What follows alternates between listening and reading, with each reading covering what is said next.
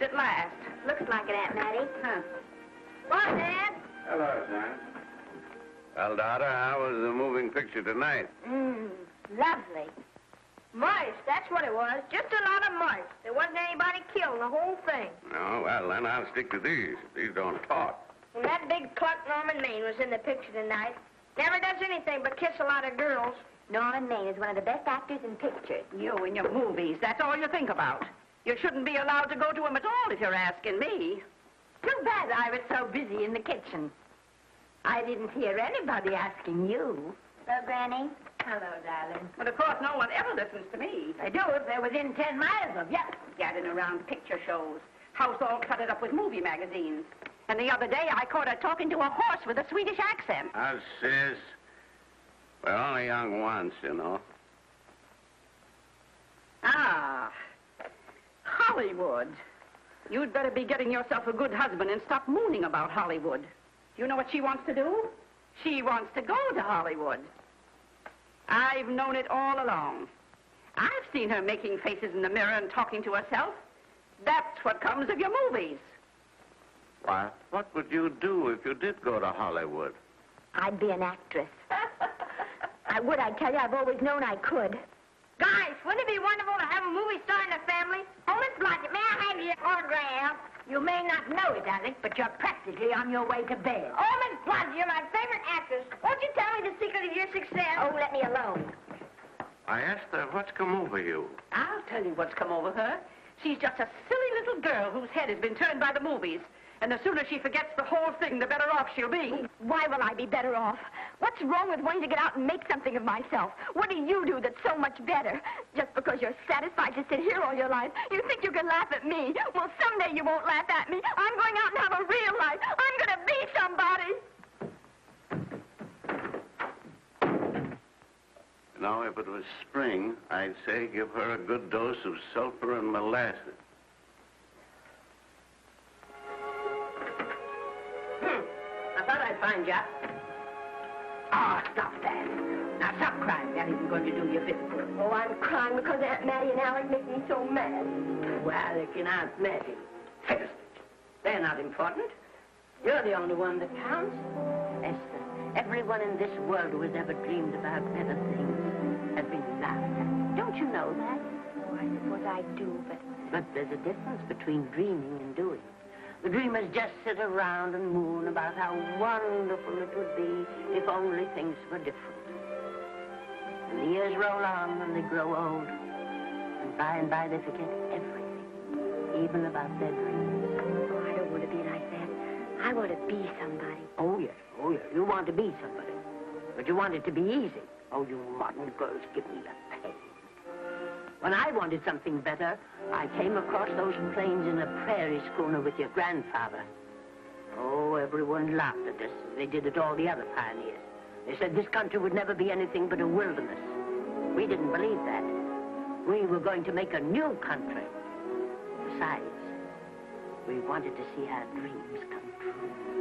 Oh, Granny, it must have been wonderful. It was wonderful.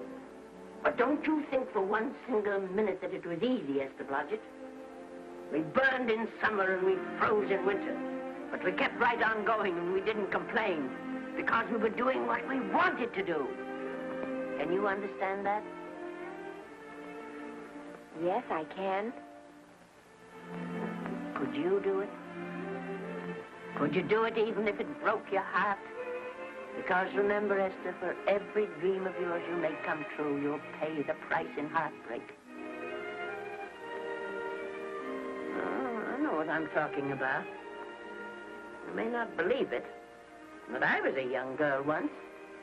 And a very pretty young girl. A lot prettier than you are. And I was in love with your grandfather. And when some Indian devil put a bullet through him, that is as if it had gone right straight through my heart, too. But I remembered all he taught me. And I went right on. I buried him out there on that wilderness with my own hands. And I went right on that same day. And I kept right on going, even when your mother was born. Oh, Granny, I want to make it worthwhile.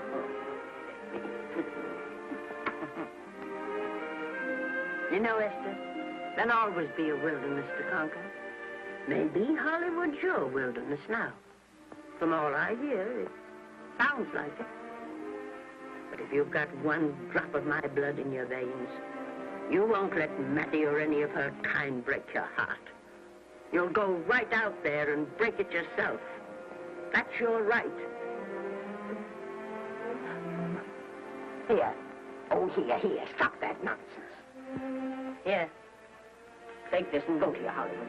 Oh, I can't take your money. Well, why not? It's your savings. Well, I was only saving up for my funeral. Now I don't think I'm ever going to die. Oh, Granny, how can I ever thank you? By giving me your word of honor that you'll never tell a living soul where you got that money. I promise. Remember, if you do, I'll have you arrested for robbing me.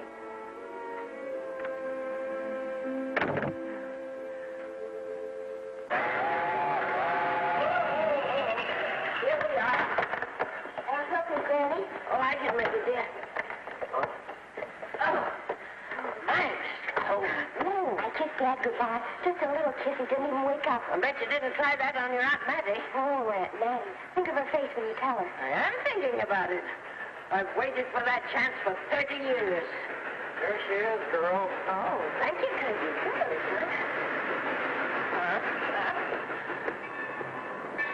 Well, come on.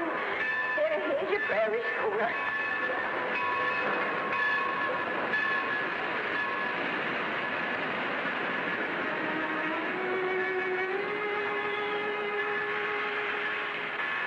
All aboard. Oh, Granny. Go on. Goodbye, Granny. Goodbye. I'll be waiting for you in those movie pictures. Don't tell Mattie. You know, my eyes are not as good as they used to be, but my ears are all right. So you remember, talk up good and loud. All aboard. Bye. Bye. Bye, Granny. Bye.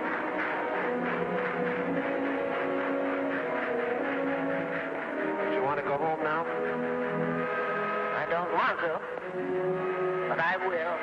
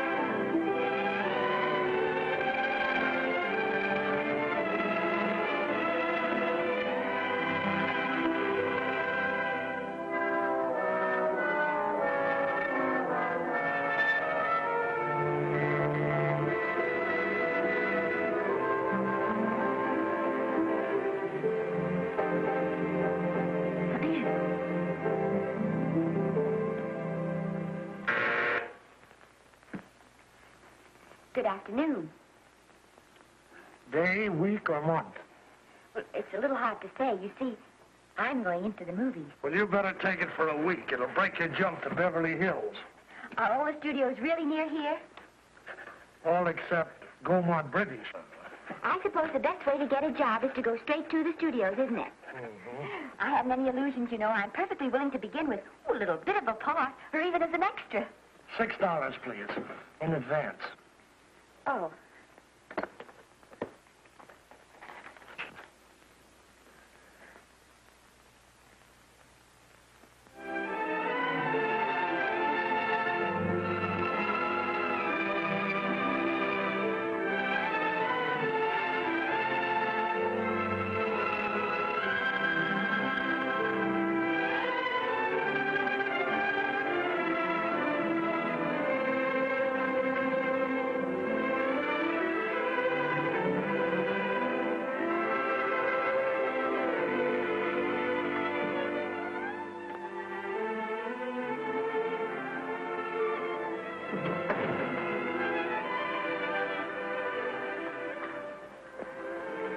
I beg your pardon.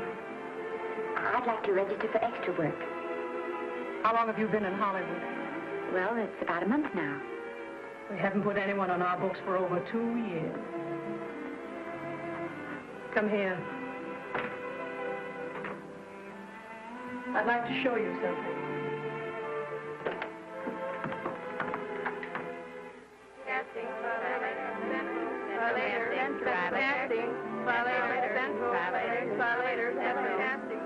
Every time you see one of those little lights flash, it's somebody asking for a job. Every time you hear them say, try later, it means there isn't any job. You can't keep the girls at the switchboard long. They go crazy. Every one of those little lights thought it was going to be a star. Still want to go in the movies?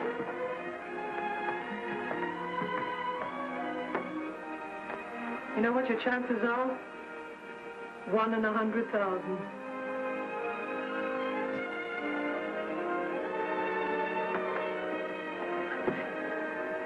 But maybe I'm that one.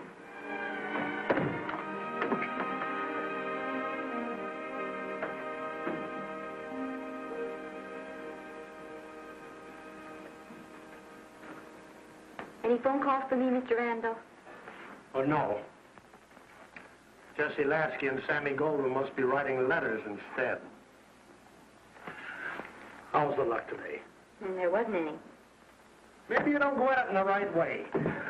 Now take Danny McGuire here. He knows the ropes. Don't you, Danny? Sure, I've had him around my neck for years.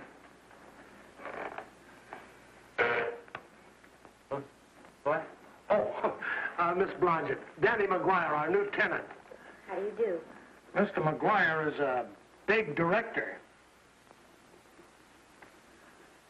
Oh, are you really?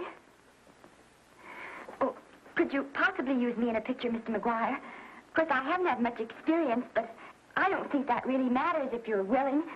And I Now really listen, feel that... lady. In the first place, I'm not a director. I'm an assistant director. In the second place, if I had any jobs to give away, I'd confer one on myself. And in the third place, you should have stayed back home in the first place.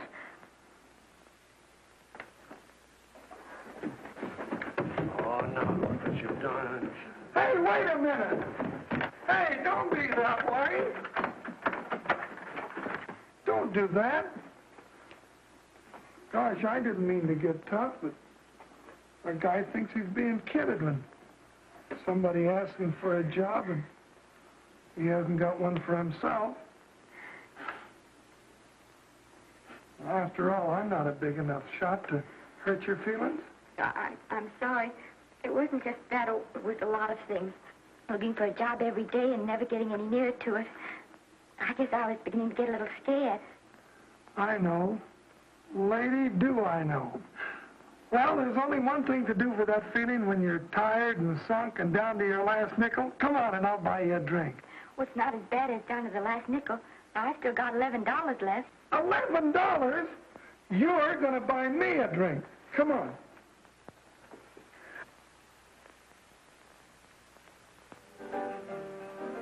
That's right, George. There's nothing like a little rum to take away the milk flavor.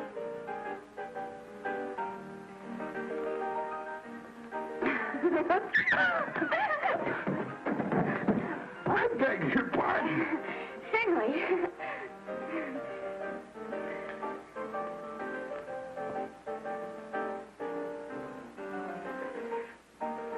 sign my contract, the first thing I'm going to do is see that you direct every picture I'm in. That's my pal. Of course, I'm going to be perfectly nice about it, but I'll just insist. Now, that's the way to talk. Don't let them lick you. Oh, I should say they can't lick me. If they try anything like that, why... I just won't sign. Now, that's right. What have you got to lose? Another one of these and we'll open our own studio.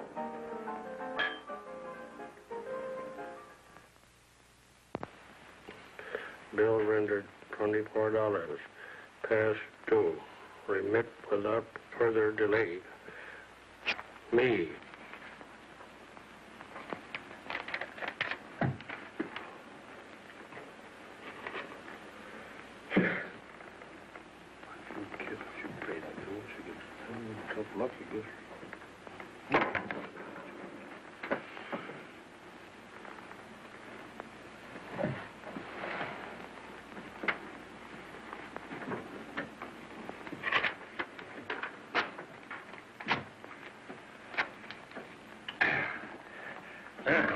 Fifth race.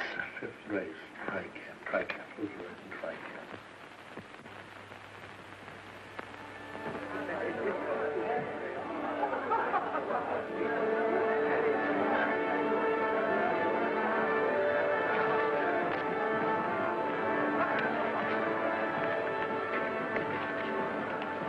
Hey, the program's going to be swell tonight. Now, you take this fella Beethoven. I'm a pushover for him. And Chopin, well, he's not so dusty either. But I kind of wish that once in a while they'd play something you could sort of go out whistling, you know, like Blood on the Saddle, Blood on. Well, there's a tune. Hey, why don't you throw your hat in the air or something, can't you? This is a celebration. My job starts tomorrow. I know it does, and I think it's swell, Danny. Gee, I wish you were in on it, too. But, oh, no, it would have to be a war picture. One of those big novelty numbers. A war picture without any beautiful women at the front. Oh, well, something will happen soon. Maybe. Why don't you go home, kid? Oh, Danny, I can't do that. I came here, and I've got to stay. Well, now, if it's on account of money, I can... Thanks, you've given me enough already. Anyhow, this is no time to be worrying. This is a party. Look at all the people. Everybody in the world. Look. That's me in the name.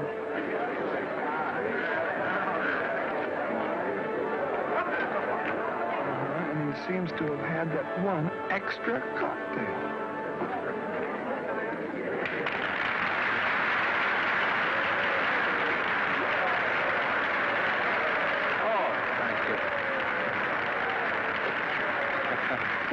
You dope. That's for the orchestra leader.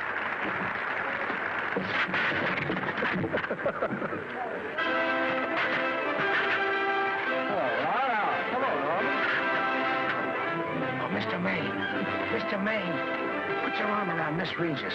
Adolphe, this is the Hollywood Bowl. Oh, afraid of crowds. Go on, get out of here. What's the matter? You getting too big to bother with photographers? Don't want any pictures taken now. Oh, is that so? Well, supposing I take it anyway. Well, shove that brownie number 2 of yours down your throat. Thank you, Mr. Maine. No, stop it!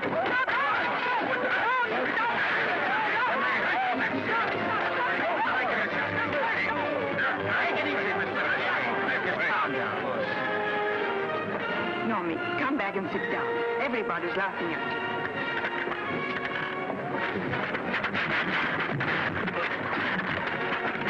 All right. Lionel. Is he always like that? Well, I suppose he has to sleep sometime. Oh, and he's so wonderful on the screen.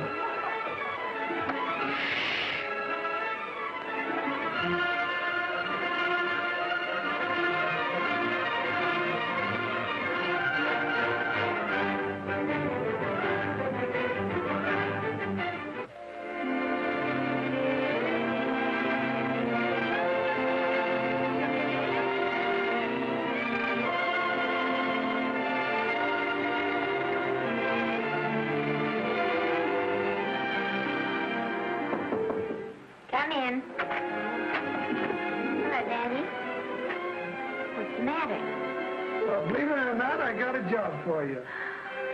Daddy, that's wonderful. When do I go to the studio? Well, you don't exactly go to the studio. Oh, it's on location. Well, it's not exactly on location. But of course, I haven't any makeup. Will you tell me what to get and sort of help me put it on? Well, you don't exactly need any makeup. You see, it's not really a picture job. It's being a waitress. Oh. Well, it's kind of a picture job if you look at it right. You said it was a waitress.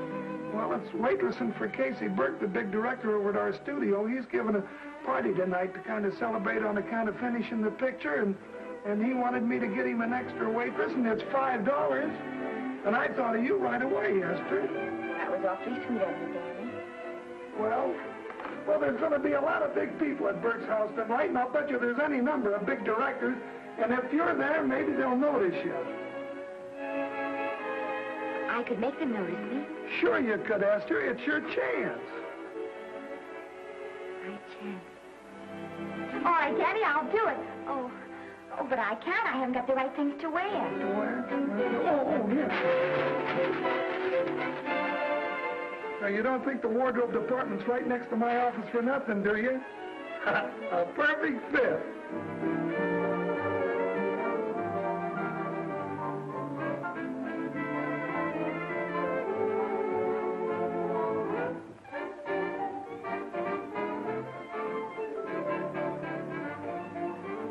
Did you get to the preview last night? I did. Would you like a little hors d'oeuvre? They are very nice. Oh, thanks. Well, what did you think of the picture? They should have saved it for Thanksgiving. What a turkey.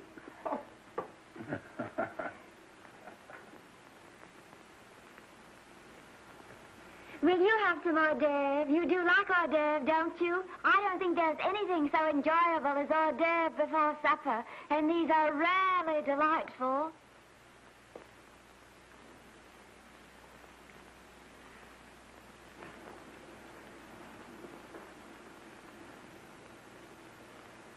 And at the finish, the kid turns around and sings the lullaby to its mother.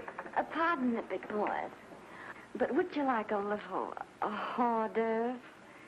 They say they're the best in town. Don't tell me. I know. Mae West. That's a great twist. But where are you going to find a 2-month-old baby that can sing? Hello, Oliver. Oh, hello, Casey. You want to fire me now? Wait till you see the picture. I'm not a director anymore. I'm a male nurse. What's the matter with the picture? Guy by the name of Norman Maine. His work is beginning to interfere with his drinking. Oliver, don't tell me I'm to direct his next picture, too. Mm-hmm. You were my favorite producer. Now, wait a minute. You just go right on with your directing. I'll take care of these stars. I know how to handle them. I had a serious talk with Norman after that Hollywood Bowl occurrence, and you don't have to worry any more about his behavior. Excuse me, Mr. Niles. Mr. Libby of your publicity department is on the telephone. He says it's most important, sir. It's about Mr. Maine. Thank you. Oh, it's probably just some little thing. Of course, Oliver. I'll turn on the radio and see if they've called out the National Guard yet. Hello, Libby. What's the good word? Mr. Norman Maine, America's Prince Charming, was apprehended driving an ambulance down Wilshire Boulevard with a siren going full blast. He explained he was a tree surgeon on a maternity case. Well, will it be in the papers? No, it won't be in the papers. But that's a nice, expensive hobby of yours, keeping Mr. Maine's informal entertainments out of the public press. Oh, that's fine work, Libby. Try and see that no one gets to Norman. He's probably home sleeping it off. All of them. Why can't you forget those dopes at the studio for one night? Business, business all the time. I don't know what's going to become of you.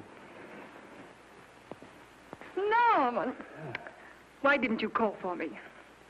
Oh, by darling, why didn't I call for you? In case you've forgotten, I was supposed to come here with you. Oh, that's all right. I got here without any trouble. The only reason I don't slap your face. Yes, darling, I know. Hello, John. Oh, hello, man. What's the matter with Oliver? He looks as if he'd had bad news. Hello, Mary.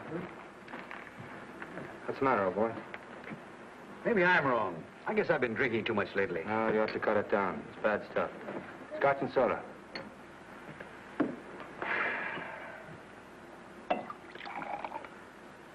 Come on. The word, you know, is pronounced when. Bad dialogue, Oliver. I'd rather not watch this. You know best. Soda. Thank you. Oh. Go ahead and say it. I've got it coming to me. Don't make it tougher on me, Norman. I don't want to stand here and preach, but take a look at my side of it. I'm trying to make pictures with you. I know. Costs are going up, and the grosses are going down. No, it isn't that. I've made lots of money with you, and I can afford to take a loss. But I hate to see you going the way of so many others. Why don't you get Lloyd's to insure you against me? You can't get insurance against a man forgetting who he is. You're a great star, Norman, but there's nobody so big that he can afford to have people refuse to work with him. Who doesn't want to work with me? You... Quiet. Listen, I know plenty of people who do. Yes, and so do I. But your real friends can't stand seeing you start to fall apart. What do you mean by that? The first signs are always the same. Not being able to remember your lines. Cameraman struggling to cover your hangovers. And all because you have to have a good time. Every day and every night. Listen, I've warned you for a long time, Okay, Norman. Oliver, you're a swell guy. You won't lose any money on me. I'll promise you that. I'll be ready for the curtains when the time comes. When it does, here's my epitaph. And now I think I'll, have a little drink. Scotch and soda.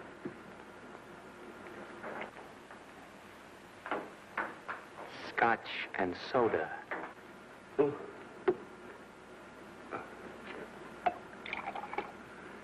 Come on.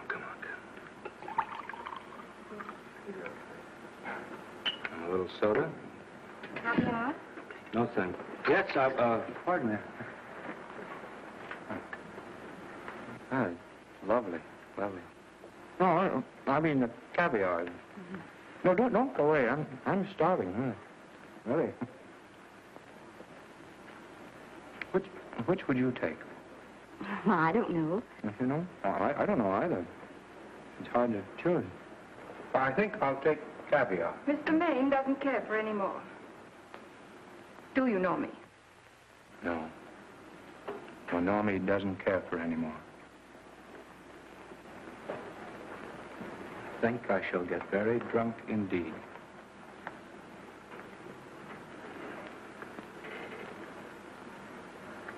Scotch and soda.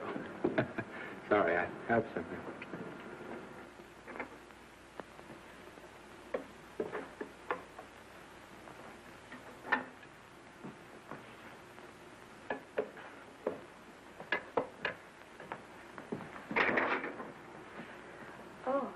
Mind if I help?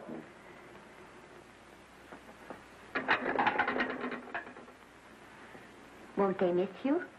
Oh, no. They'll just look under the table, and when they see I'm not there, they'll forget the whole matter. Hey,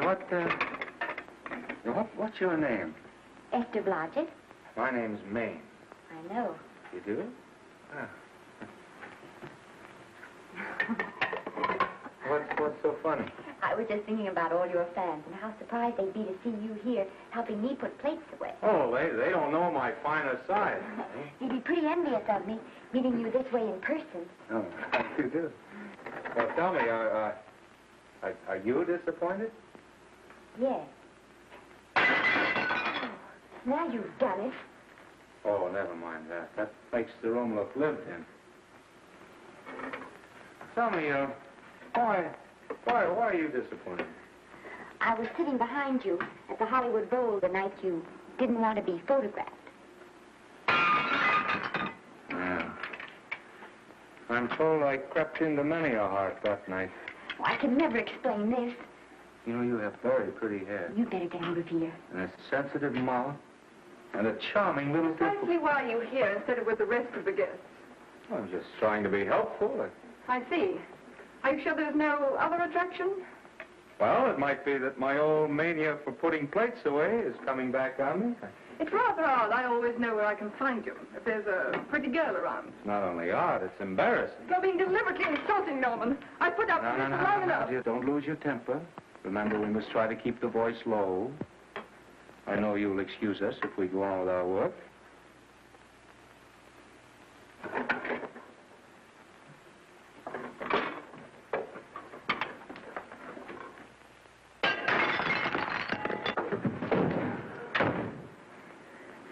Now see what you've done.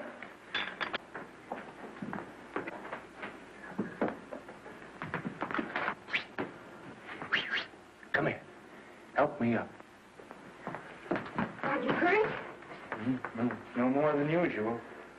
Come on, the wolves are on us. We gotta get out of here. Oh, I can't. The dishes aren't finished. Oh, yes, they are.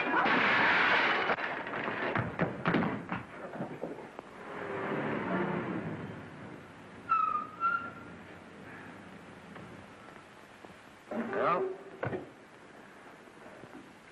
I bet I know what you're going to say now. What? Good night. Good night, and thanks. Hey, wait a minute. Hey, you realize that all I found out about you is that you're foolish enough to want to go into pictures? But why is it foolish? Look at you. Yeah, that's what I mean. No, I'd rather like to go into this matter a little more thoroughly. Oh, that's awfully nice of you. Why don't we go on up to my place and talk it over? Oh, no. Thank you very much, but I really must say good night. Good night. But you're not angry. No. I'm hungry. Well, why don't you go and get something to eat? Good night, Miss Blodgett. Good night, Mr. Maine. Wait a minute. Peter, the least I can do is to see you to your door. Will I see you again? I hope so. Has anyone ever told you that you're lovely? Well, now you know. Thank you.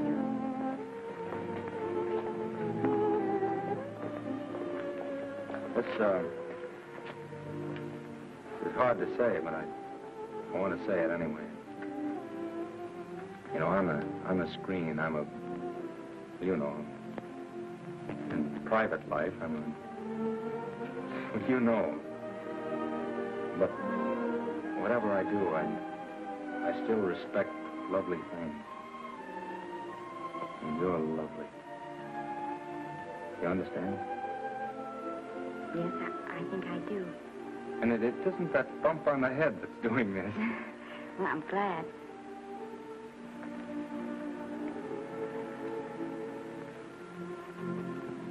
Good night. Good night.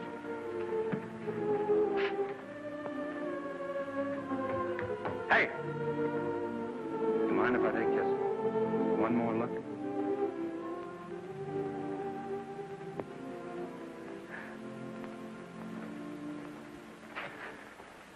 Go away. Quite impossible. I wouldn't even consider it. No.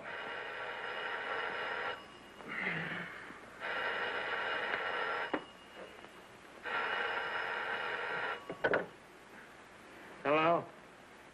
Who is it? Who? Norman? What have you done now? You're not in jail, are you? Oh. Yes, I see. Oh, it's that again. I see. She's beautiful. Yeah, I know. You want me to give her a screen test? Yeah, certainly. She's got wonderful possibilities. Oh, you know she's got something. Well, you knew all the other ones had something, too. Oh, no. I tell you, Oliver, she's got that sincerity and honestness and sincerity and honestness that makes great actresses. Oliver, I am so sure of this girl that I want to take the test with her myself. Listen, Oliver, you've worked hard. You're entitled to a break. You get...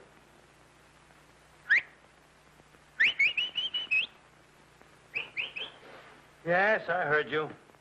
Anything. Yes. Yeah. Oliver, look. You try to get a little sleep now, old man. All right. All right, boy. Good night. Now, tell us.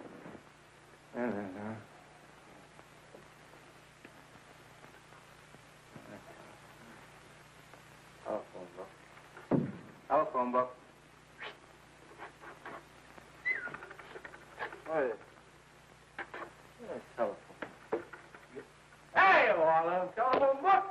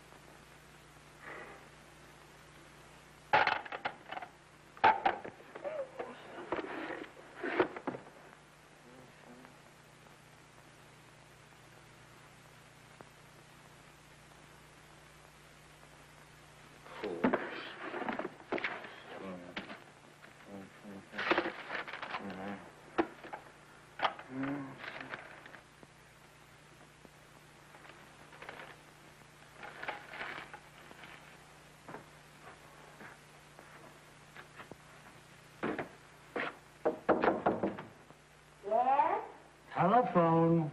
For me? Some drunk trying to be funny says he's Norman Maine. Oh, thanks. I'll be right down. And Miss Blodgett, would you give him a message for me? Tell him it's 3 o'clock in the morning!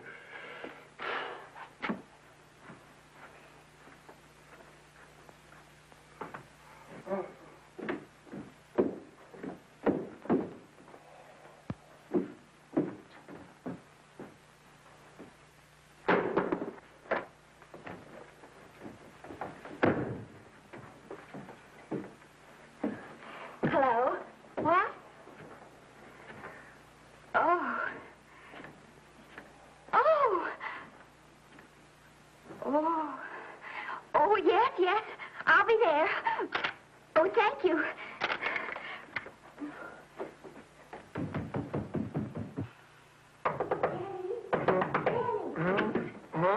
Daddy, what do you think? I'm going to take a test tomorrow, and Norman Main's helping me do it. I'm taking one, too. Garble's assisting me.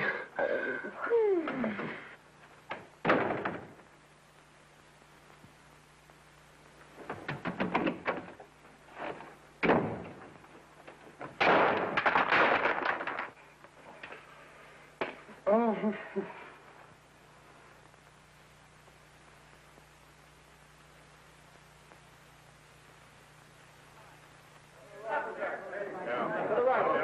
Move that Gobo in. We're just still coming out more. No, the Yankee. Is this light too hot for you, Hanley? Okay, but cut down on your back light. Put a double on that 90. Bring it down a little. That's it. Now pull it. Pull down on that 150. Ready to take it. Get pulled down on that 150. Okay.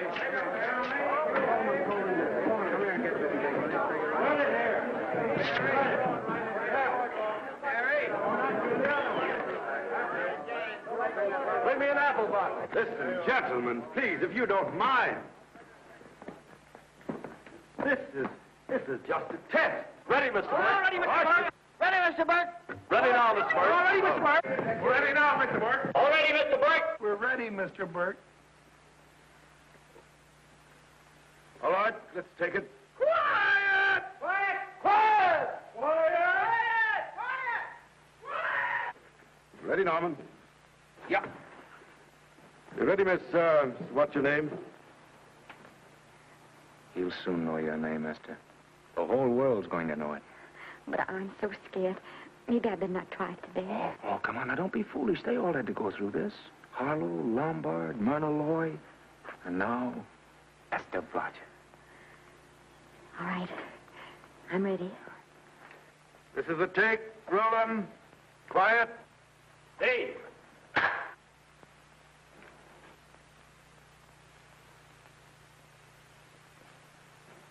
I may as well tell you that my whole organization thinks I've gone a little nuts to sign you. Well, maybe they're right. I've been nuts before. You see, all the experts seem to think that your type is a little mild for present-day taste.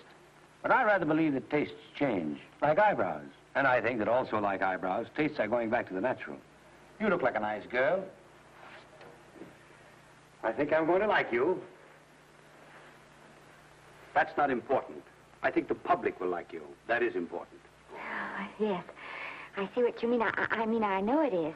Only don't think it's going to be easy. Nothing you really want is ever given away free. You have to pay for it. And usually with your heart. Someone else told me that once. But you still have to work it out for yourself. Oh, well, all this is just a long way of saying, I'm glad you're with us and good luck to you. And now I'm going to turn you over to our demon press agent, Libby. Don't let him frighten you. He has a heart of gold, only harder. And for the love of Pete, learn to close your mouth and keep it closed, even in your love scenes.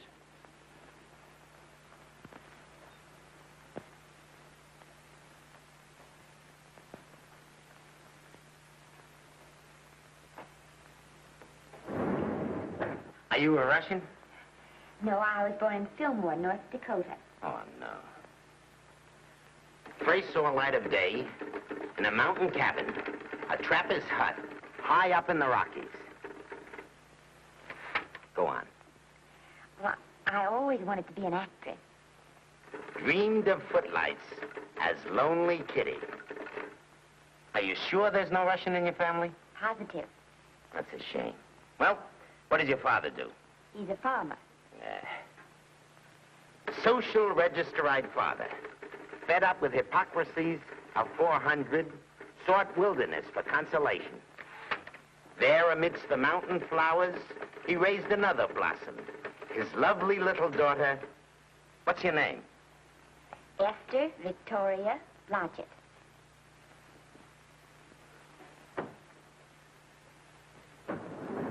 Greatly appreciating your attention in this matter, very truly. Do you know what her name is? Esther Victoria Blodgett. Hey, we'll have to do something about that right away. Esther Victoria Blodgett. Well, that Blodgett's definitely out. Let's see, Esther Victoria, Vicky. How about Vicky? Oh, I think that's terribly cute. Let's see, Vicky. Vicky what?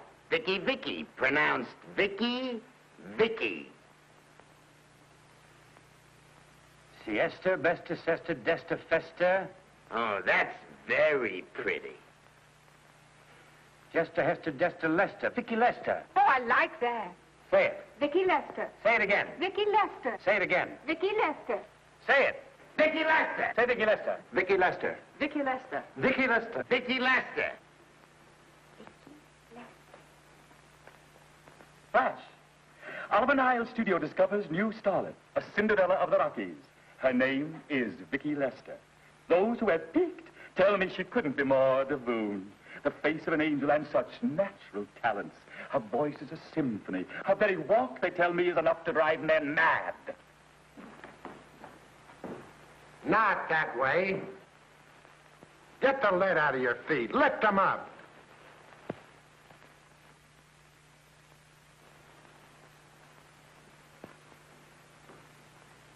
That's better. It's terrible, but it's better. The quality of mercy is not strained. It droppeth as the gentle rain from heaven. Cease.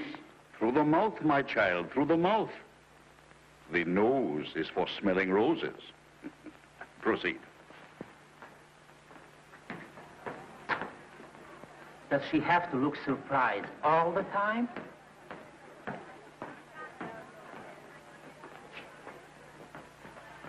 Anyway, it's just a rough sketch. Pretty small mouth, eh? Oh, well. Give her that Crawford smear.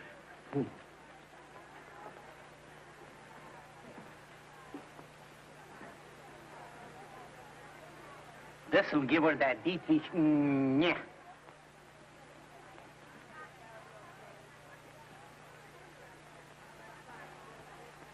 We're on the wrong track. She still looks surprised.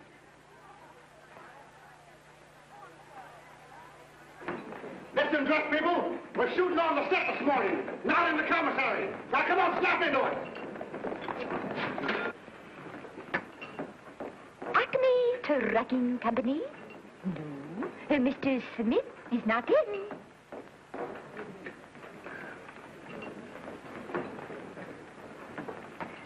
Acme Trucking Company.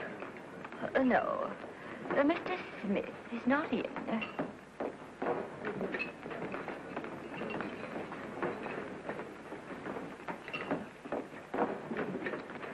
Good morning. What can I bring you, Mr. Maine? That just shows how long you've been here. Mabel, bless you. How soon are you and I going to be married, huh? I don't know. You'll have to ask my mother.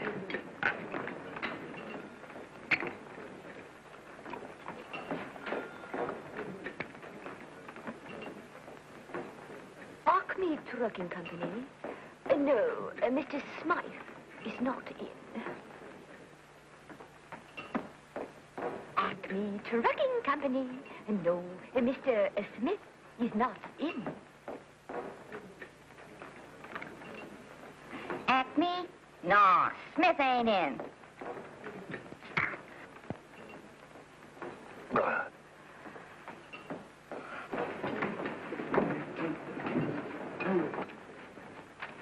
Acme Trucking Company? I'd like to speak to Mr. Smith, please. Mr. Smith is not... Oh, Norman.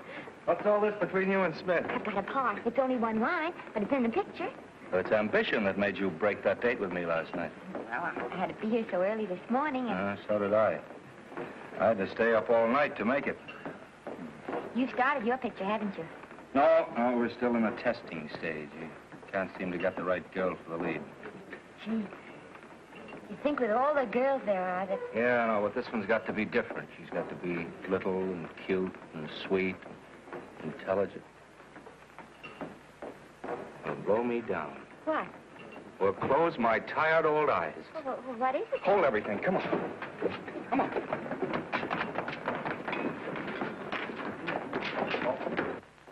Well, you've been through the whole casting directory. I work day and night, Mr. Niles. And I'll work with her, Oliver. And I can be mean or nasty or anything you want, Mr. Niles. If she clicks, Oliver, you've got a star overnight. Okay.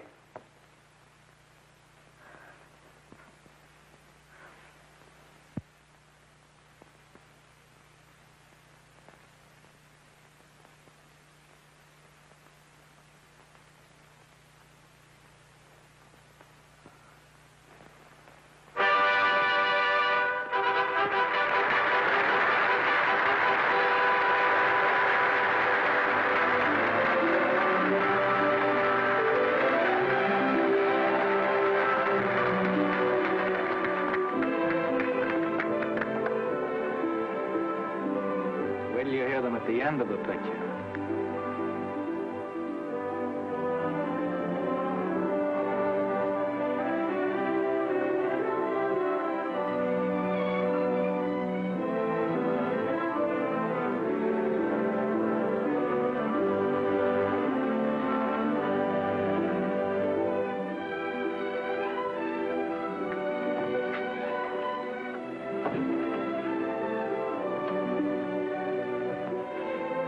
Do you think we were noticed? By no one. They're much too busy playing at croquet.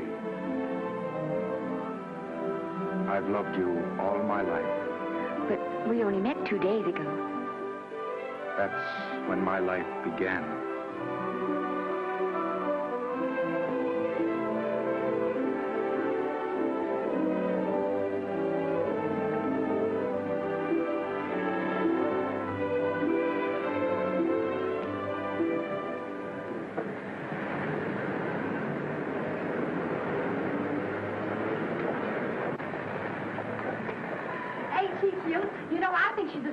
yes, I am. Don't you? I think she's sweet. Well, it's Vicki Lester's picture, all right. I think she was much better than he was. These producers are so horribly down. They won't know how good she is. Well, maybe it's because she's a good girl. No, Maine's not so bad, but it's Vicki Lester they'll go to see. Vicky, darling, I think she's the most precious little thing I've ever seen. The knockout, Libby. You might mention that when you write your review. That Lester kid's a gold mine. Didn't you like Norman Maine? Was he in it? Libby, I'm afraid we have another hit. Huh? It's in the bag, neatly tied up with beautiful pink ribbons. Say, where are Norman and Vicky? I don't know. I thought you had them. I wish they'd come. We're having a party at the Trocadero. Isn't it thrilling running away from people? Norman, it's so exciting, So new. A star is born. Come on, run.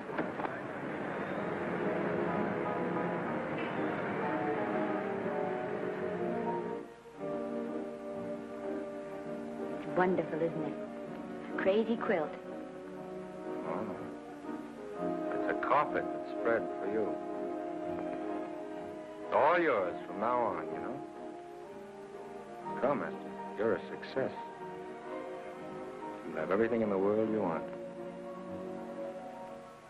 I hope it'll make you happy. Hasn't it you? Then there was one thing I never had. Lots of times I told myself I'd found it, but I always knew I was lying. Still, I never stopped looking for it. Maybe it'll come. Well, I think it has come, Esther. I only wish it weren't too late. Oh, but it's not too late. No, you can't throw away your life the way I've thrown away mine and have anything left that's good enough. No. You can. Norman, you can. You mustn't tell me that, Esther. I'm so afraid that I'll believe it.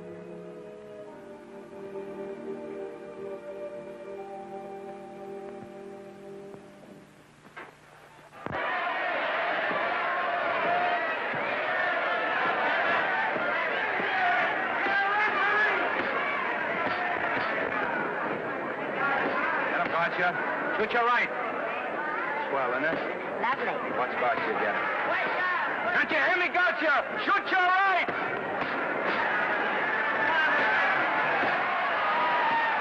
He's down! Gotcha, got him! Gotcha, got him! He did, didn't he? Yeah, but he'll be up, though. You like it? Sure I did. You like me? Sure I did. That reminds me, will you marry me? No, thank you. Come on, Gotcha, finish him! Why won't you marry me? Wasn't that dependable? Hey, shoot your right! Throw away your money? Break him up in there, break him up. Drink so much. Well, suppose I quit drinking. Yes? Come on, Gotcha, shoot the right in there, the right! Suppose I save my money. Yes? There he goes! Let him have it! Suppose I became absolutely dependable on all occasions. Yes?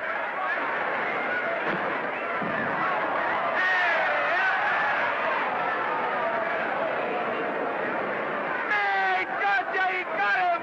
He got him! He certainly did.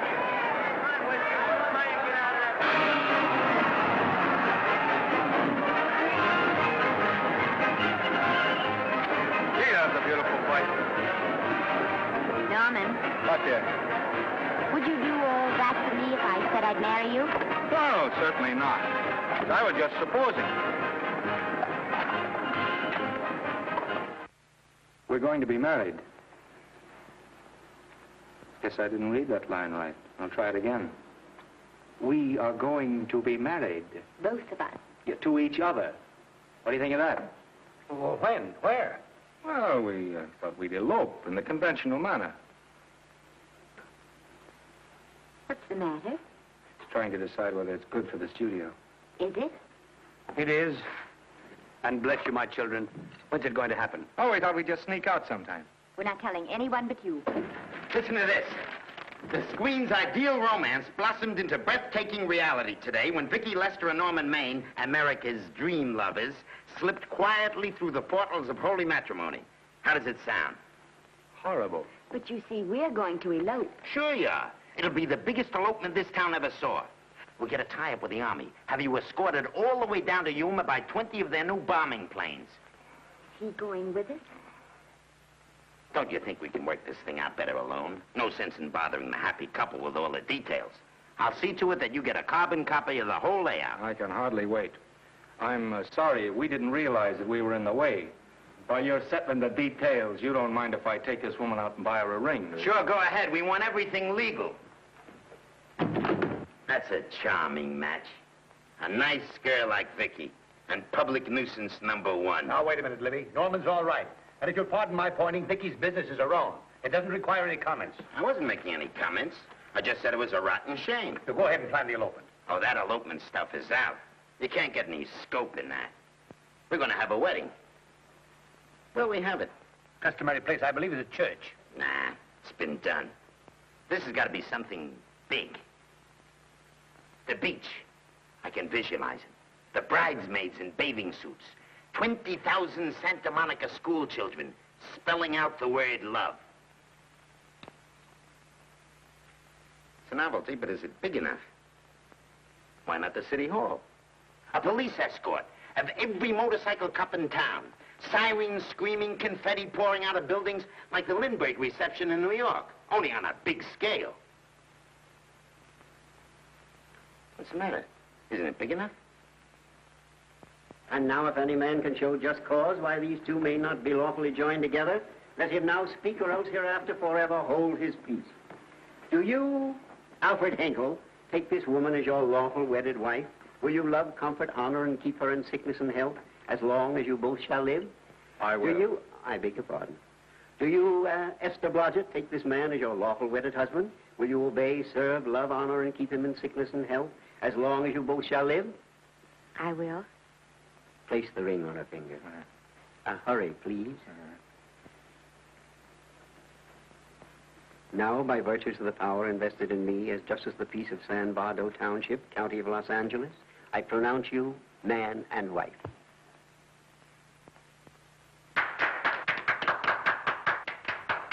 Quiet! And now I must exercise my prerogative of office. I hope you'll be very happy, Mrs. Hinkle. Thank you. Thank you, sir. Oh, Thank Danny. you very much. Now, if you'll please sign the license. Oh, yeah. You know, Mrs. Hinkle, I can't help but believe I've seen you somewhere before. Oh, really? Well, I believe this is the first time I've ever been in San Bardo. You know, your face is familiar, too, Really? Mr. Hinkle. There you are, sir. Thank you very much. Oh, Here's your thank you, receipt. sir. Thank you. Goodbye. Goodbye. See you again. Yes, goodbye. No, I don't. Let me now see. No. Yeah, I think you got by with it. But it was close. That JP was just beginning to remember where he'd seen it. Well, anyway, we got away from Libby. Hello, Toots.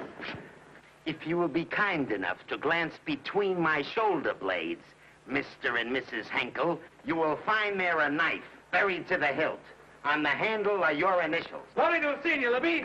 Hold him, wait. Hold him, Danny.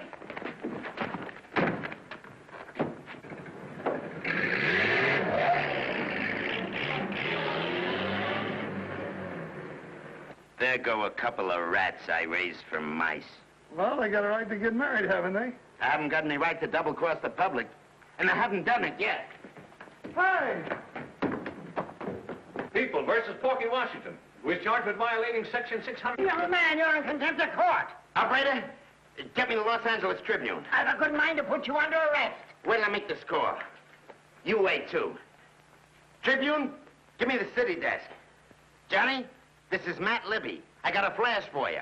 Norman Maine and Vicky Lester were married at 2:30 this afternoon. Vicky Lester? Court recess.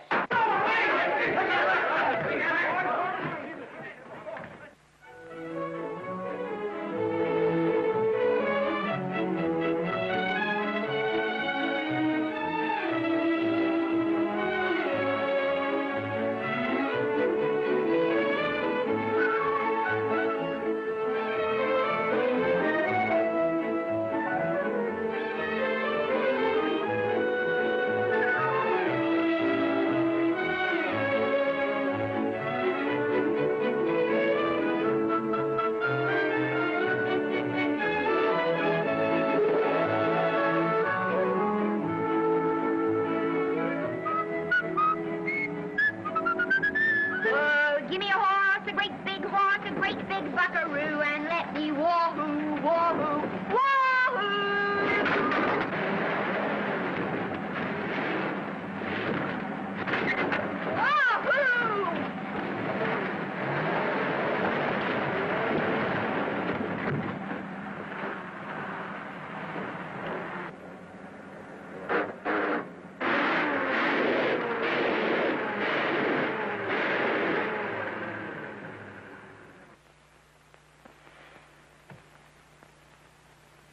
Wahoo.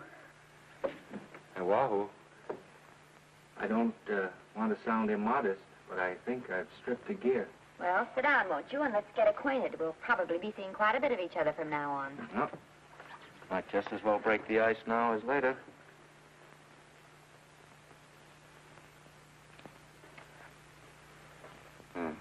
Now we're old friends.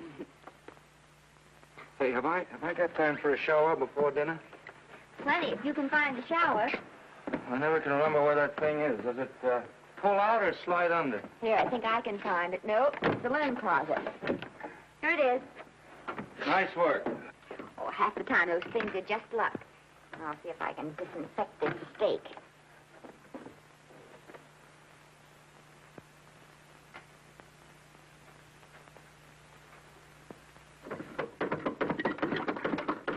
Yeah, Esther, there's no soap. Here. Thank you. Oh, Annette, Yes, dear? I'll need a washcloth, please.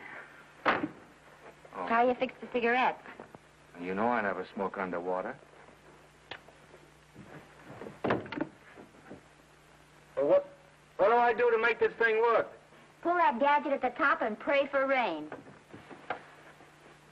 Well, I can't reach it. I can't get my hands up. If you've gone in there with your arms down, you'll never get your bath.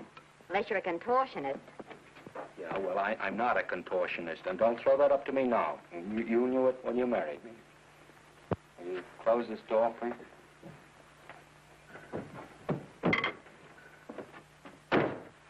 Thank you.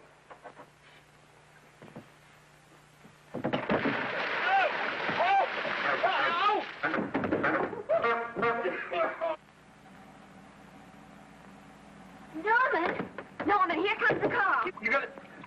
Huh? Here, quick. Quick what? Quick, go out and stop them and ask for help. Oh, I'll catch cold. Oh, you'll get warm again. Yeah, don't, dear. They'll recognize me. Now, if you keep your face down, go on. There may not be another car for a week. Well, Howdy, partner. Howdy. Stuck? Yeah, how'd you guess it? Can you get us some help? Well, I reckon not. You know, it's a long way to town. We're pretty busy down at the place. Well, I got to get out of here. I've got my wife with me. Does she like the country? No, and we're short of food. There's a lot of game in them woods. No, well, my wife can't shoot. Well, you're sure up against it. Sorry I can't do anything for you. Well, wait, listen, I'll be frank with you. I'm Norman Maine. Who? Norman Maine. Well, my name's Judd Baker. Glad to have met you. Well, so long. Hey, wait a minute. Listen, you don't... So you're Norman Maine.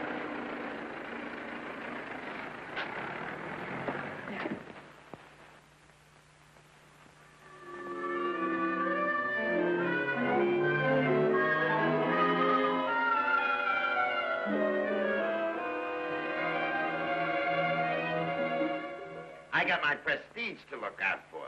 I'm supposed to be the best publicity man in the racket. And they laugh themselves sick when I even try to get a decent mention of Maine. Yes, I know how sensitive you are, Libby, and I don't like to see your feelings hurt. Thanks, boss. Now, Vicky, there's a dish for free space. But if Maine swam across the Pacific, the papers would keep it a secret. Well, the exhibitors don't like him, the critics don't like him, the public don't like him, and I don't like him. Who likes him?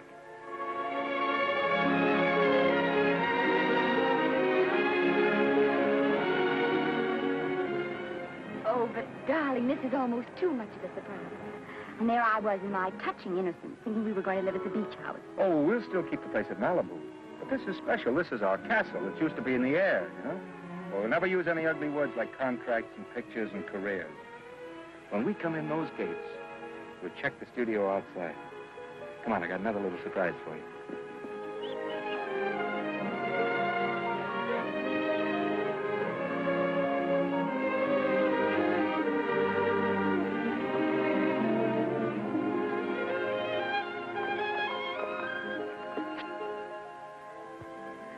Oh, Norman, it's lovely. So are you lovely. The whole world's lovely. Hey, hold it!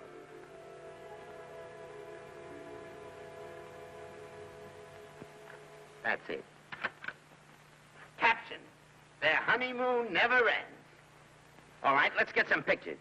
Now, if the bride will sit here and the groom stand behind her, we'll have something unique. Now let's go after something different. You sit down and she'll stand up.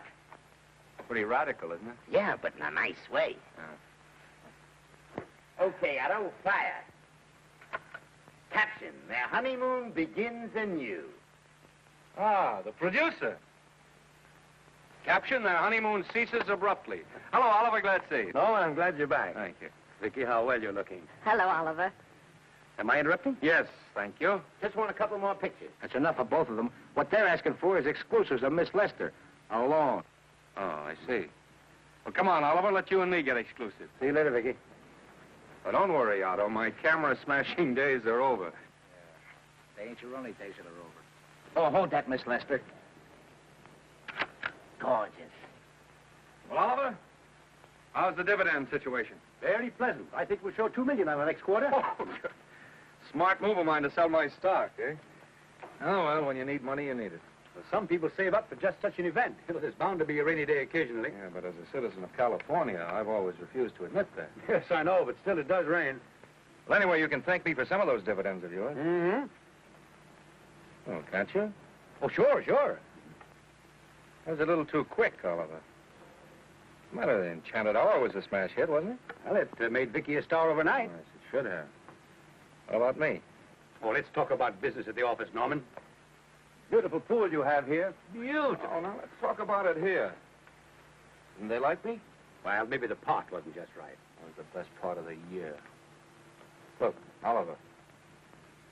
You think I'm slipping? Can you take it? Yeah, go ahead. The tense is wrong. You're not slipping. You've slipped. Oh, my fan mail's still big. Norman. Fans will write to anybody for a photograph. It only costs 3 cents for a stamp, and that makes photographs cheaper than wallpaper. But every 25 cents they pay for a theater ticket buys them the right to be a critic. And your last few performances, Norman, have not pleased your critics.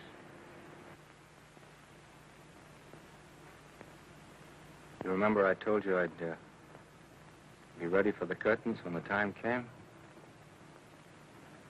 Here it is. Let's call off the contract, no hard feelings. We're not quitting, either of us. There's no explaining these things. We've all seen how the public turns. Maybe we can turn them back. I've got a swell script lined up for you. About Esther.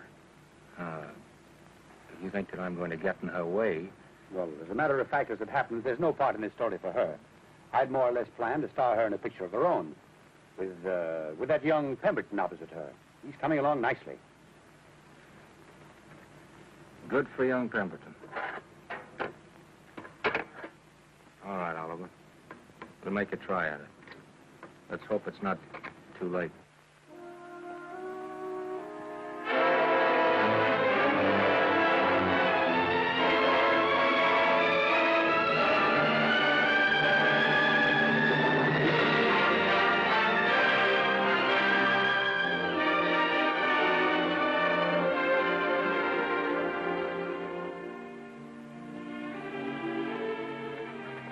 No argument.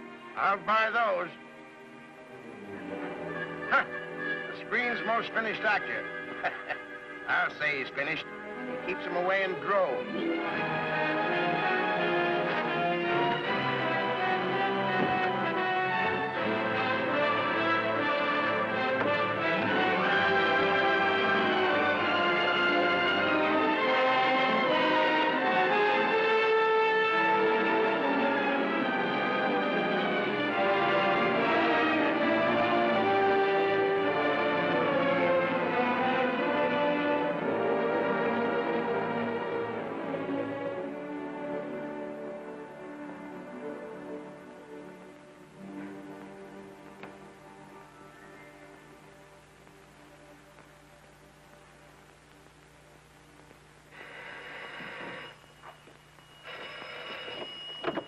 Hello?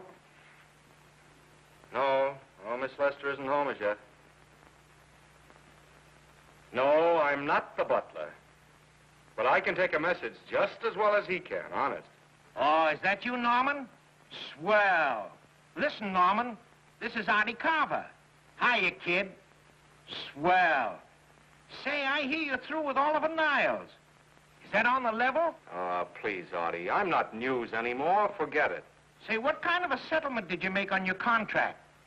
Give me a figure so I can do a story on it. There was no money involved.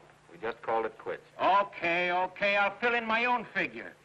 Say, by the way, I've been trying to get an interview with Vicky for 2 weeks, but she's always busy. How about you giving an old pal a break by speaking to her for me? Sure, I'll ask her. Swell. So long.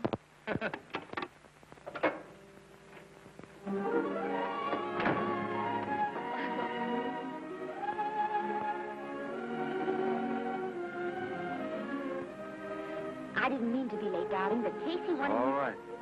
You're here now. What's new today? Nothing. Haven't been out of the house. Let's go somewhere tonight. No. You're tired. We'll stay in. I'm not tired, really. Oh, yes, you are. You've got a hard day ahead of you. Anyway, I see so little of you, I'd like to have you to myself. Oh, but it's the servants' night out. We haven't any. Yes, we have. I fixed a little snack with my own lily white hands. I'm learning to cook in my spare time. Then I think I'll marry you.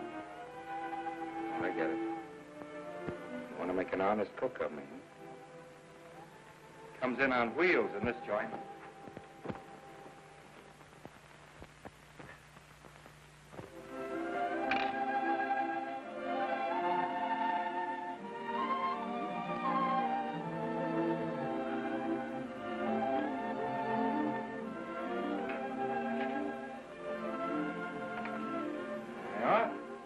How's it look? Wonderful. Huh? That's what I thought. Now then, don't be formal, just pitch in. Yeah?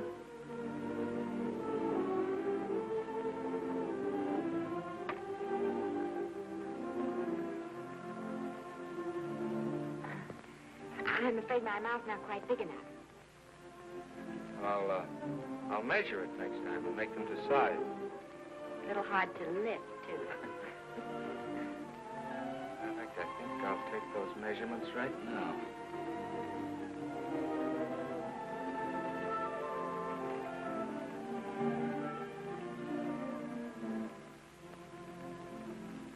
That's what I wait for. All day. That's why I rush home without even changing my costume.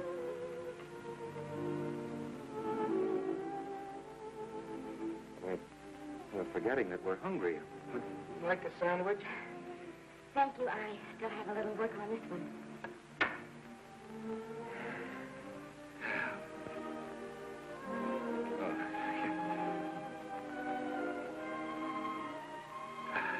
Norman, will you unhook my dress? I can't breathe. Mm-hmm. You know, all the time I thought it was the kiss that made you breathless. A lot of hooks, huh? Uh-huh. Why don't you have a zipper? That's a good idea. You better? Yes.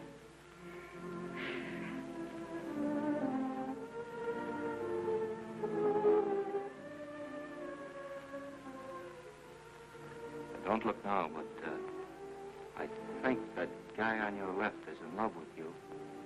I hope so.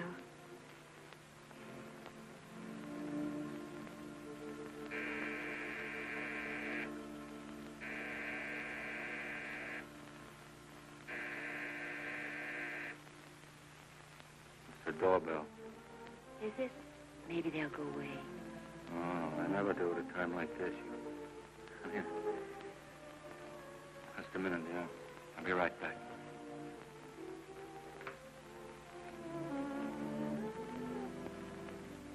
Does Vicky Lester live here? Yes.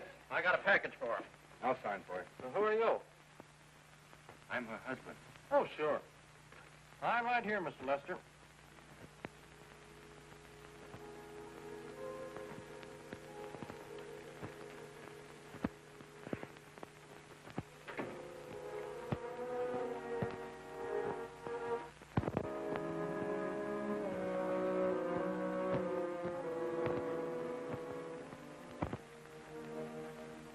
package for you. Oh, by the way, I forgot to tell you, they want you for a benefit at Shrine Auditorium next Wednesday night. I told them I'd ask you. And, Oh, darling, I don't want to hear about that now. Well, you better wait till I finish before I forget them all. The Academy dinner secretary phoned. She wants to know if you want a table reserved for you. Oh, yes, Artie Carver called and asked if I'd use my influence with you to get him an interview. I told him I'd try. That was all, I think. Oh, Norman, let's don't talk about those things now. We're forgetting the wonderful food you prepared. Well, I'm not very hungry now. I think I'll fix me a little drink. But Norman.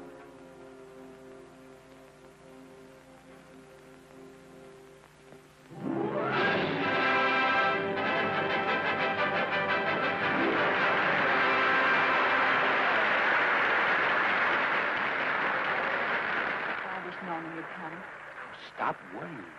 And think how nice that statuette is going to look on your mantelpiece. Do you suppose anything's happened to him? But of course not. He's just been held up in traffic. You think about that statuette. And now we arrive at the climax of the annual dinner of the Academy of Motion Picture Arts and Science, the highest award within our power to bestow. We have already applauded with our hearts as well as our hands, while awards are being given those gentlemen who during the past year have rendered distinguished service to the motion picture industry. We now pay honor to the ladies, or rather to one lady. We offer to her the Academy Award for the finest performance of the past year. She has already had the world's acclaim, but this is the tribute of her fellow workers, the men and women of this industry. It is not only my pleasure, but my privilege to present this award to the actress who created the unforgettable Anna in Dream Without End, Miss Vicki Lester.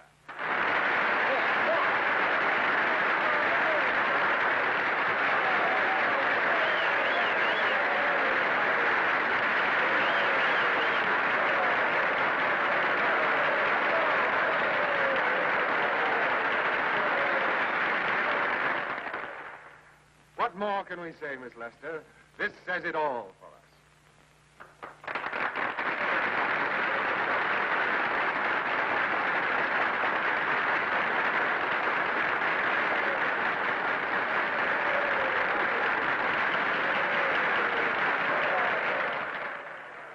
Ladies and gentlemen, when something like this happens to you, and you try to tell how you feel about it, you find that out of all the words in the world, there are only two that really mean anything. Thank you. All I can do is to say them to you from my heart. All I can do is to keep on saying them. Hey, that's fine. All the thing. That's a very pretty speech, my dear. Very pretty. You said the right thing. I want to be the very first one to congratulate you on that valuable little piece of bric-a-brac. Now I want to make a speech. Gentlemen of the Academy and fellow suckers, I got one of those once for a best performance. They don't mean a thing. People get them every year. What I want's a special award, something nobody else can get. I want a statue for the worst performance of the year. In fact, I want 3 statues for the 3 worst performances of the year, because I've earned them. And every single one of you that saw those last masterpieces of mine knows that I've earned them. Libby, start the music. What I'm here to find out is, do I get them or do I get them? Now answer yes or no.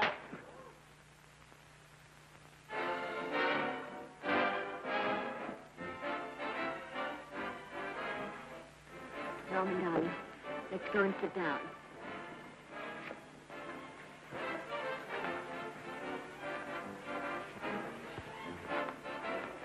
Come on, Norman, sit to that.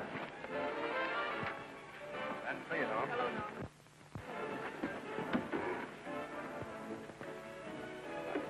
Hello, how are you? Hi, Oliver.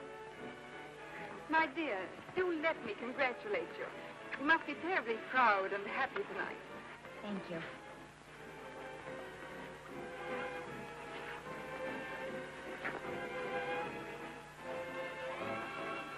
give me a drink.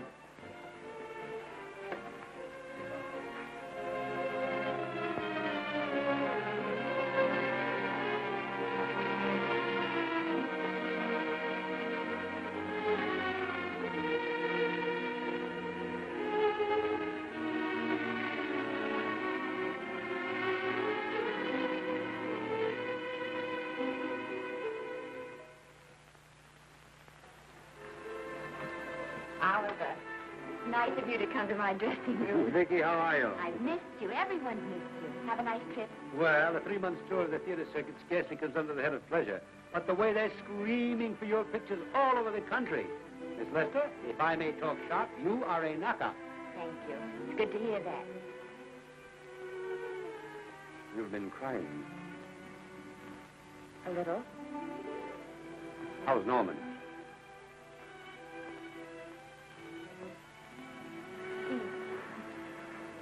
Well, he's trying awfully hard, Oliver.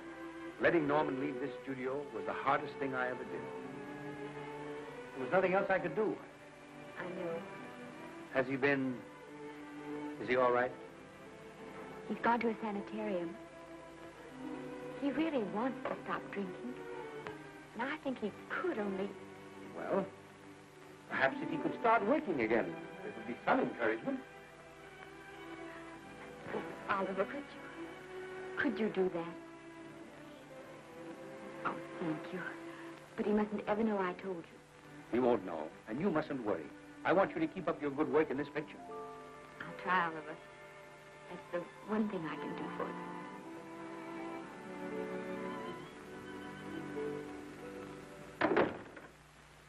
If you'll just sit here, Mr. Niles, I'll have Mr. Maine brought down.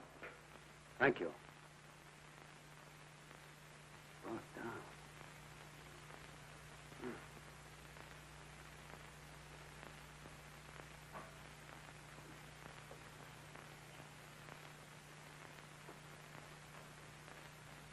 Hello, Oliver. Welcome to Liberty Hall. Hello, Norman. Well, no, Mr. Niles isn't slipping me a case of scotch, Cuddles. This is just a handshake. This is Cuddles, Oliver, my social secretary. We go everywhere together. How are you feeling, Norman? Fine. Getting along remarkably well, Cuddles tells me. He says you ought to see some of the boys. Let's sit down. Yeah. Cuddles, we really don't need you. Touching, isn't it? Can't bear to have me out of his sight. Are you comfortable here, Norman? Comfortable. It's positively luxurious. They even have iron bars in the windows to keep out the draft.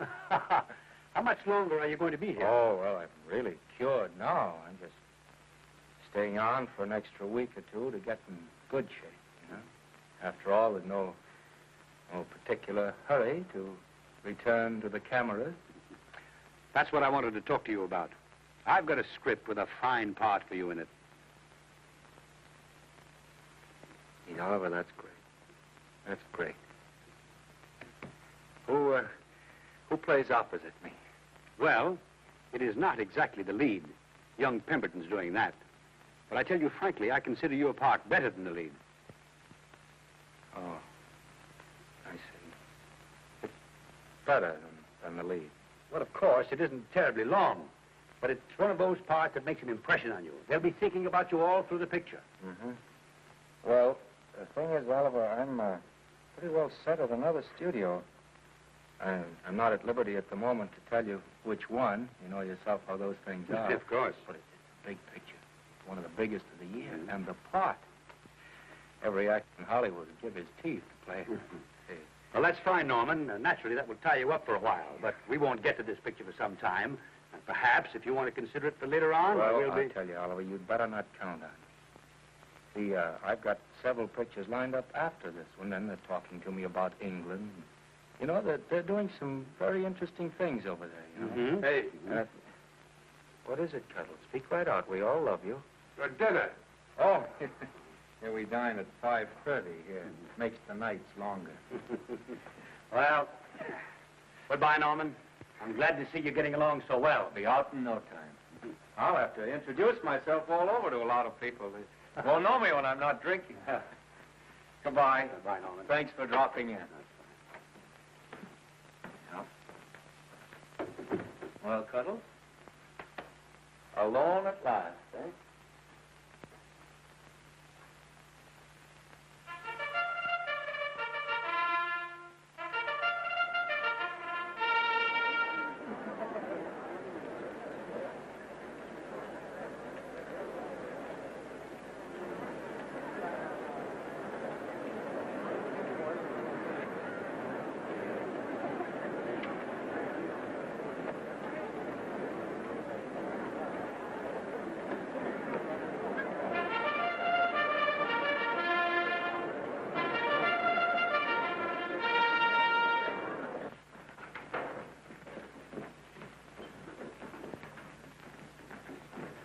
Bert?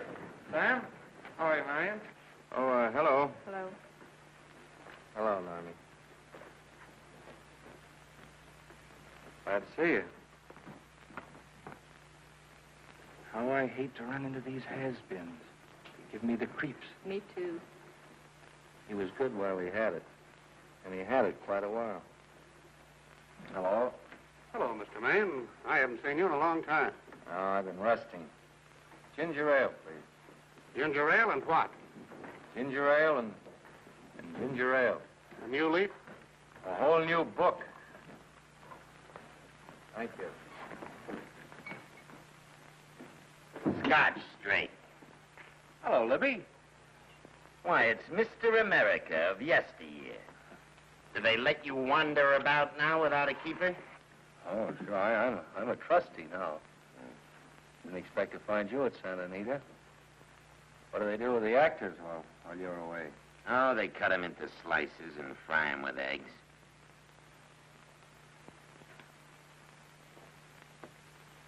I suppose you'll be here all the time, now that you've retired from the hurly-burly of the silver screen. Well, we're living down in Malibu now and pretty lonesome with Esther away working all day. Well, I wouldn't squawk about that if I were you.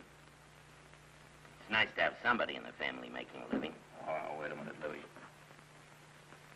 I don't want to forget that we're friends. Friends, my eye. Say, listen, I got you out of jams because I had to. It was my job, not because I was your friend.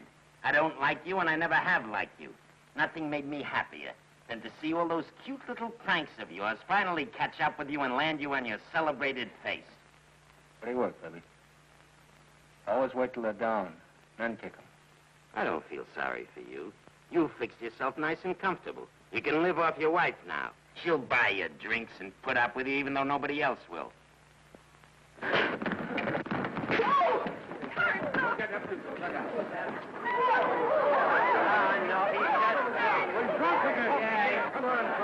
a minute. Come on outside for you, wife. I'm Norman Maine. Oh, that's not my fault. Oh, don't bother to toss him out. He's harmless. All right, Mr. Libby, if you say so. Sure, let him go. What can he do? He can't fight any better than he can act. Norman Maine. Oh, he's drunk again. Why, he's been drunk for years.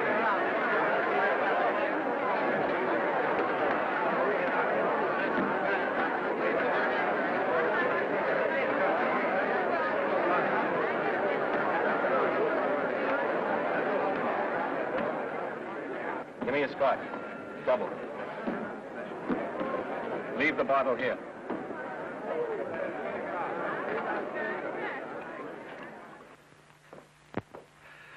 Vicky, you'll be ill. Why don't you try to get a little sleep?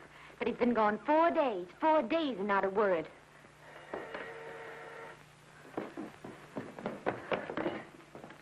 Oliver, I can't. I just can't. Hello? No, this is Oliver Niles speaking. What? Where? Thank you. What is it? Nothing. Oliver, tell me.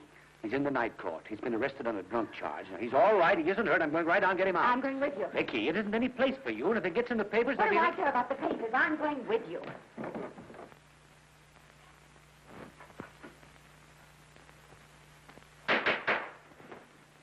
Division 30, Municipal Court, County Los Angeles, now in session. The Honorable Judge J. Barris presiding.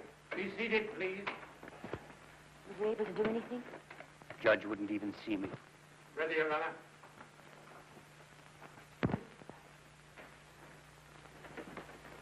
I want to advise you that you're entitled to be represented by counsel, to be confronted by the witnesses that may testify against you, to compel witnesses to attend on your behalf to a public and speedy trial by the court or by a jury, and the right to be admitted to bail. Call the first five. Gregory, Hale, Haynes, Rodriguez, Johnson. Come on, boys, get over here. Go ahead. Move along. William Gregory. Rain drunk, picked up at 5th in town. Asleep in the gutter. 14 similar offenses in the past 6 months. Still at it, Gregory. How do you plead? I don't feel so good. I didn't ask you how you feel. I asked you how you plead. Guilty, I guess. When did you get out the last time? Just before Christmas. Well, I'm sorry you'll have to miss New Year's. You'll be out in time for Washington's birthday in 60 days. Milton Rails. Plain drunk, picked up on Brooklyn Avenue, given treatment at receiving hospital, then removed to jail. How old are you, Rails? 17, sir. Did you take a good look at those men in the cell with you last night? Yes, sir. And have you taken a good look at yourself this morning? Oh, no, sir. Well, I suggest that you do. $5 or 2 days. Sentence suspended. Oh, Judge. Alfred Henkel, more commonly known as Norman Maine. Drunk and disorderly. Cracked car into tree at Sunset and Coronado. Evidently been drinking for days. Resisted arrest and injured one of the arresting officers. How do you plead? Guilty. You're Norman Maine, the actor, aren't you? You've come pretty low, haven't you? There isn't a man here who's had the advantages you've had. Look what you've done with them. You're nothing but an irresponsible drunk, driving about the streets with the power to inflict death or injury on innocent people. I think they'd better deny you that power for a while. 90 days in the city jail. Please wait.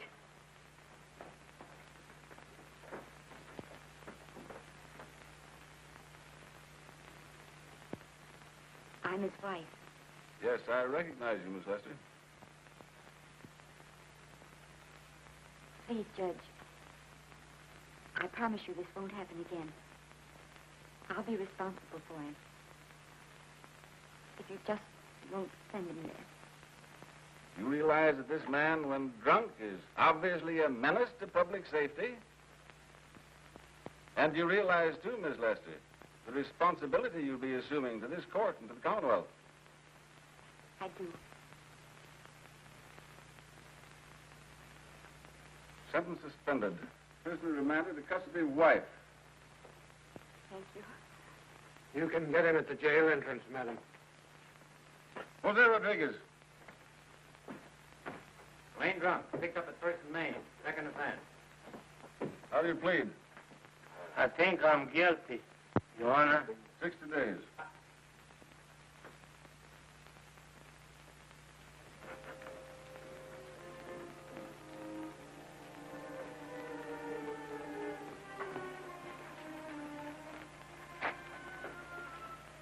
Yeah, I'm so tired. Hold it, Mr. Maine. The picture.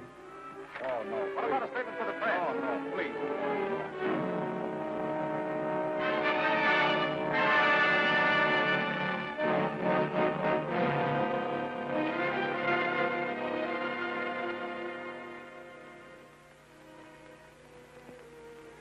He's asleep. Been asleep all day. It's the best thing for him. Awful to see this happen to someone you love. And know in your heart that it can't get any better. I only know that all I can do now is stay with him and try to help him. So will I. And between us, we take care of him. You're very fond of him, aren't you, Oliver? I'm very fond of both. Then I know you'll understand what I have to tell you. And after what happened last night, I think you already know what it is. I can't do any more pictures. I'm going away for good with Norman. You can't do that, Vicky. You're the very thing of your success. And you've worked so hard to achieve it. That's what's been wrong. And I've thought it all out. Maybe if I hadn't been away from him so much, last night and what went before, it wouldn't have happened. And I know it's too late to think about that now, but it may not be too late to go away with him and start over somewhere. It's your life you're giving up, Vicky.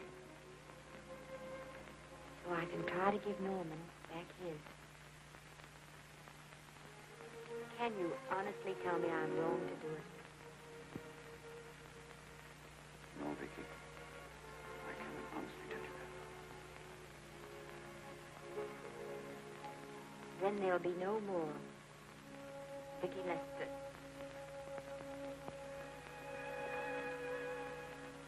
No, walk to the door with me.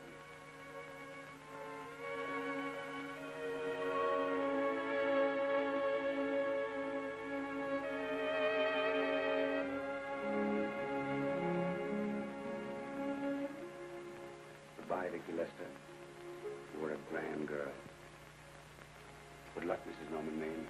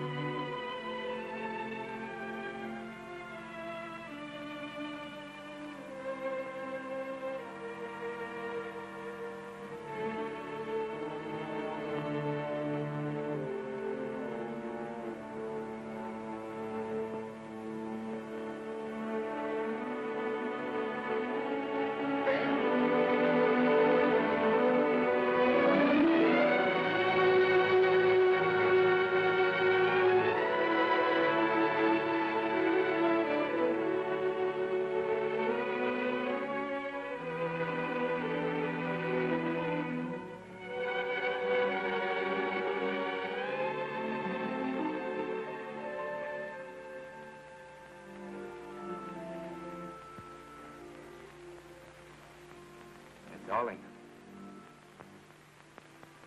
this is Maine coming in to apologize again. Oh, I'm sorry, dear, but it isn't you. What other troubles have you got? None. I was just playing a scene with myself. Now, look. I'm just coming out of the jitters, and you're just going into them. This is a swell household. Isn't it? I'll tell you what we'll do. I'll promise to brace up if you'll go on the wagon. I guess I have been drinking too much. You know what I'm going to do? I'm going to be an athlete. You mean with great big muscles and everything? Well, roughly speaking. Going to join the YMCA? It costs too much. I'm going wading up in our front yard. No. Sure. Would you like me to go with you? Sure, if you'd like to. No, Miss, I don't think I will. It might spoil this beautiful, natural wave. Yeah, I guess that's right. But, darling, look, could you have a hot toddy, and some hot soup for me when I come back? Some hot soup? And I'll make some of those nice sandwiches. No, Miss, do you have to?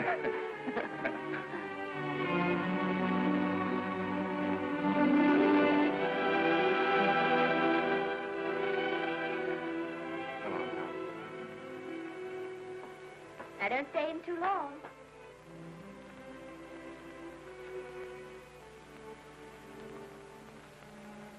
Hey! Mind if I take just one more look?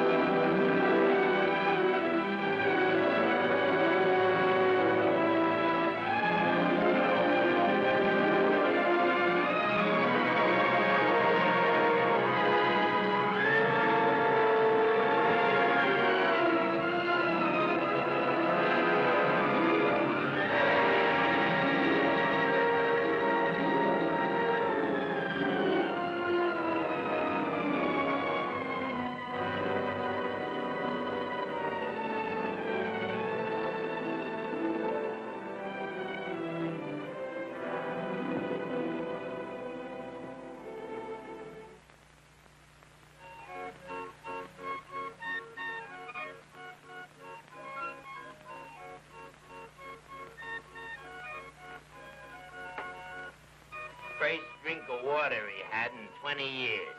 And then he had to get it by accident. Pardon. How do you wire congratulations to the Pacific Ocean?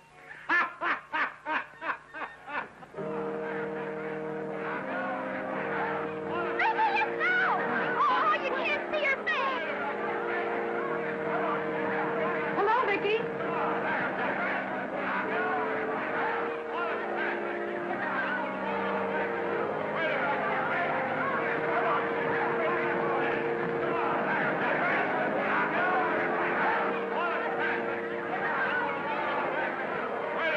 Can't you? Come on, Vicky, let's see your face. Vicky, will you sign my book for me? Write Mrs. Norman May. Don't you care, Vicky? You get over it. Stand back, can't you? Don't you cry, dearie. He wasn't so much.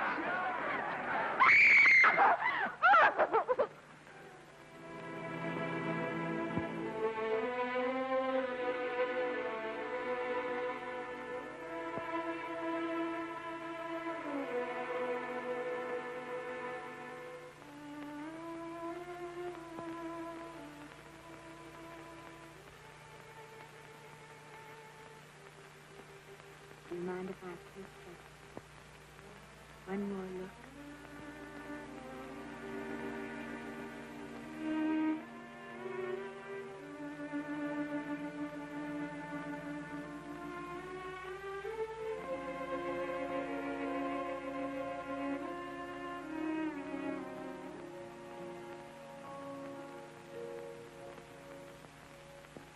Here are the paychecks for the servants, Graves. You'll find a very nice bonus in each one. Miss Lester asked me to thank you for your kindness and service. If there's anything I can do for the little lady, I should be glad to do it. She would appreciate your attending to the closing of the Beverly Hills house. Put down those trunks. Put it down, I say.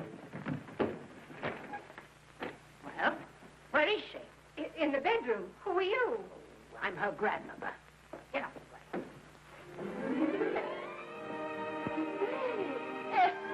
Granny, darling. Oh, I'm so glad to see you. What made you come? Oh, I know when I'm needed. Now get out of here. Go on, get out of here, all of you. I want to talk to my granddaughter alone. I came just as quickly as I could, but I'm going home. I sent you a wire yesterday.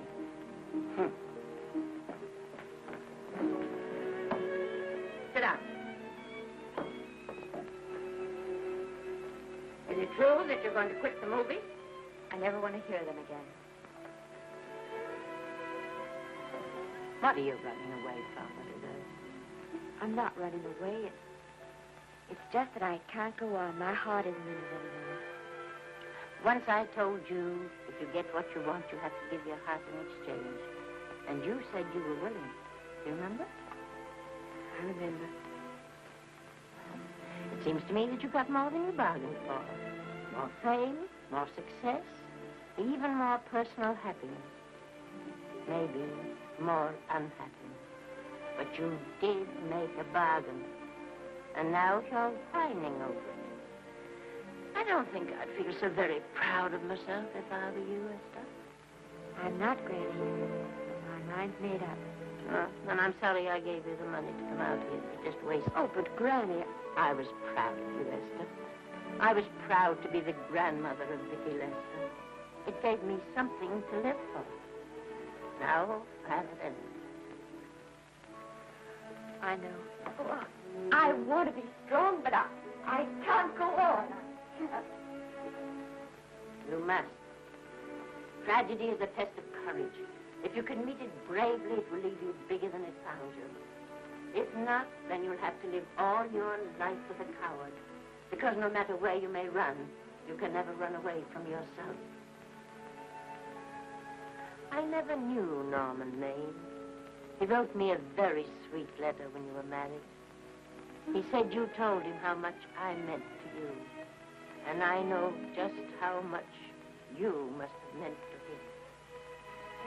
You know, Esther, I can't believe that wherever he is, he can be very happy, knowing that his death broke the spirit of the little girl he praised me so highly for raising. And I can't believe that he can be very proud, knowing that all his great love did for you was to make you a quitter.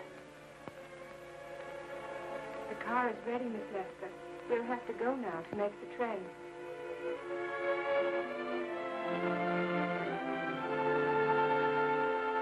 Put the car back in the garage.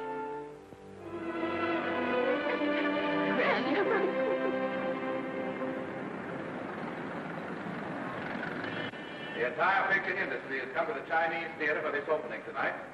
It has come to pay tribute to a great star on her long-awaited return to the screen in what has been called her greatest performance. It has come to pay tribute to the girl herself. The girl who has won the heart of Hollywood. The girl who has won the heart of the world. Miss Vicki Lester. And if I'm not mistaken, Miss Lester's car has just driven up. Yes, it is she.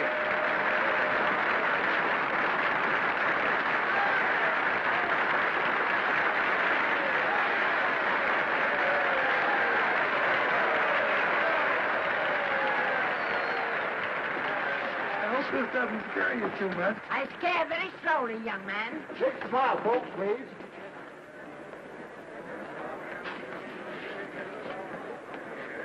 They'll have your mug, I mean your face, plastered across half the papers in the country tomorrow.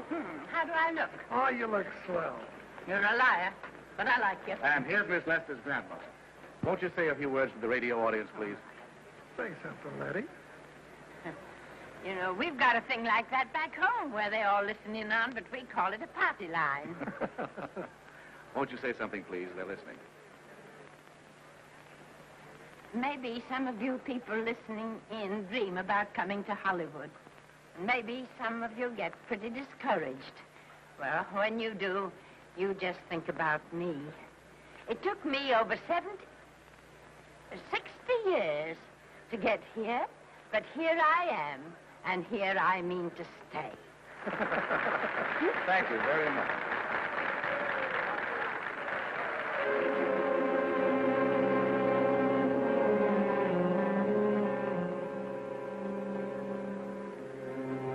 Miss Lester.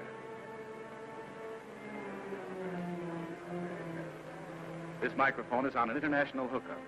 Throughout the world, your fans are hoping that you'll say a few words to them.